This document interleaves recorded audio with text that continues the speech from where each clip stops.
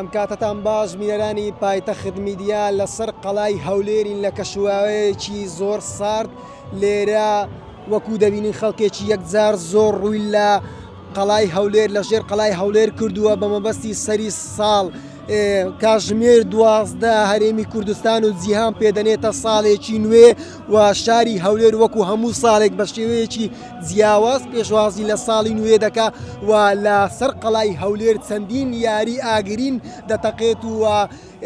وەکو دەبینین یاری ئاگرینی زۆر لێرە دانراوە بۆ ئەوەی دیمەنێکی زۆر جوان بەسەر قەڵای هەولێر و ئەو سنوورە بگەێنێ. کاتژمێر 12 ئێرە دەبێتە یەک پارچە ئاگری جوان و دیمەنێکی جوان هەموو خەڵکی لە جیهان بگرا لە دەرەوەی هەرێمی کوردستان لە شارەکانی عێراق لە وڵاتانی دی ڕویان لە هەولێر کردووە بۆ ئەوەی چونکە لە شاری هەولێر دیمەنەکان زۆر جوانن.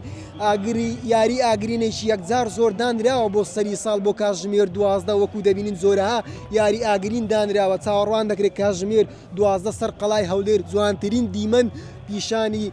هەولێر و جیهان بدرێ و لێرە خەڵکی هەموو لە خوارەوەن هەموو هاتون بۆ ڕەسمگرتنەوە بۆ سناب دەیانوێ یادگاریەکی جوان تۆمار بکەن لەسەری ساڵ لە قەڵای هەولێر و وەکو دەبینین قەڵای هەولێر بە گلۆپی ڕەنگاو ڕەنگی جوان ڕازاوەتەوە لە ئێستادا خەڵکێکی یەکجار زۆر ڕووی لە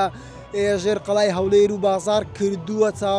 چاوەڕێن ببێتە کاتژمێر 12 و دیمەنە جوانەکان بە چاوی خۆیان ببینن.